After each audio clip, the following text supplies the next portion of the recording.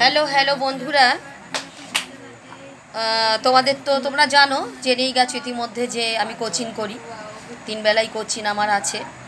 তা এখন তো কটা বাজে, 8:30 ওভার নাইট কোচিং চলছে, আর 9:30 পর্যন্ত চলবে। আর ক্লাস 8-এর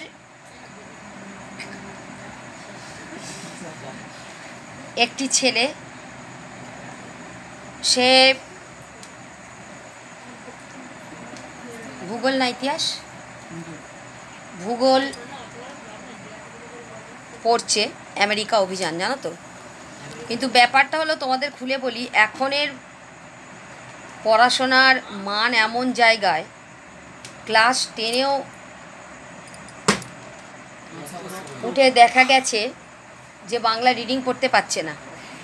এরও অবস্থা তাই। আমার কাছে এই 2 মাস পড়তে এসেছে, তার মধ্যে দেখা গেল 15 দিন ঘুরতে চলে গিয়েছিল। তাই ক্লাস 8-এ এসেছে আমার কাছে, কিন্তু রিডিংটা ঠিকমতো পড়তে পারছে না। কিন্তু দেখো, আমি, তোমরা জানবে এটুকুনি, বা আজকে বলার পর বুঝতে পারবে, আমি কিন্তু কাউকে ওই জায়গাটা অবহেলা করি না যে ও জানে না, ওকে করবো না। আমি কিন্তু চেষ্টা করি, জানো তো। এবং সেটাই আমি এখন ওকে করাচ্ছি, তোমরা সেটা দেখতে থাকো যে আমি ওদেরকে কিভাবে শেখানোর চেষ্টা করি, যাতে একটা ছেলেমেয়ে অন্তত কিছুটা শিখুক। এটা কিন্তু আমার প্রায়োরিটি এটাই।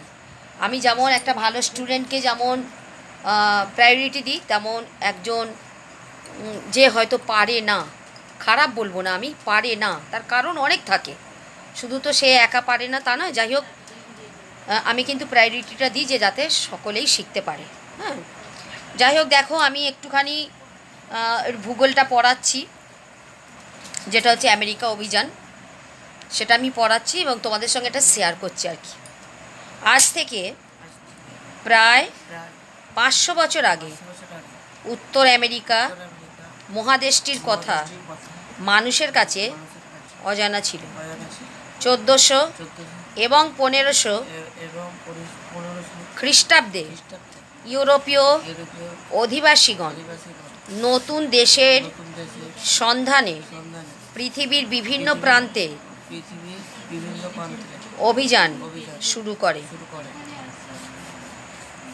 1492 খ্রিস্টাব্দে ইতালির নাবিক ক্রিস্টোফার কলম্বাস ইউরোপ থেকে ভারতে আসার জলপথ আবিষ্কার করতে গিয়ে বর্তমান উত্তর আমেরিকা মহাদেশে পূর্ব দিকের দ্বীপপুঞ্জে উপস্থিত হয়ে ওই দ্বীপগুলিকেই ভারতীয় দ্বীপপুঞ্জ বলে মনে করেন।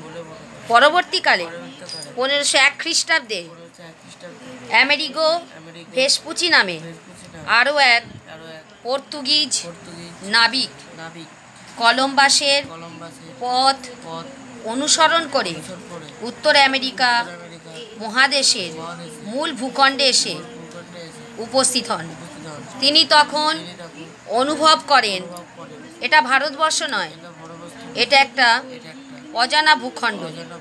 তিনি তার নিজের নাম অনুসারেই এই মহাদেশের নামকরণ করেন আমেরিকা মহাদেশ।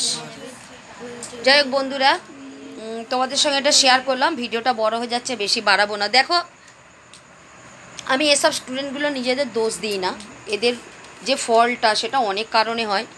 বাড়িতে ঠিক হয়তো পড়ানো হয় না, ছোটোবেলাটা ঠিকমতো ওদের ধরে ধরে তৈরি করা হয়নি। আর সবথেকে বড় কথা কি জানো, গ্রামের এখনও বেশিরভাগ গার্জেনের এরকম একটা মানসিকতা রয়েছে, যেখানে কম মাইনে সেখানে গিয়ে ঢুকিয়ে দিল, যে আদৌ সেখানে পড়াশোনা হচ্ছে কিনা এই লক্ষ্যটা রাখে না।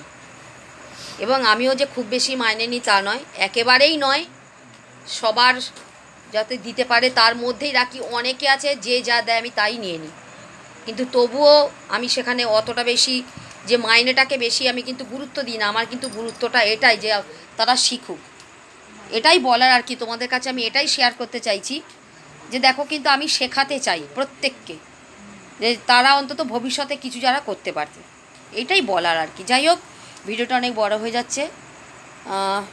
ওকে, রাখলাম বন্ধুরা, তোমরা ভালো থেকো। ওকে, গুড নাইট।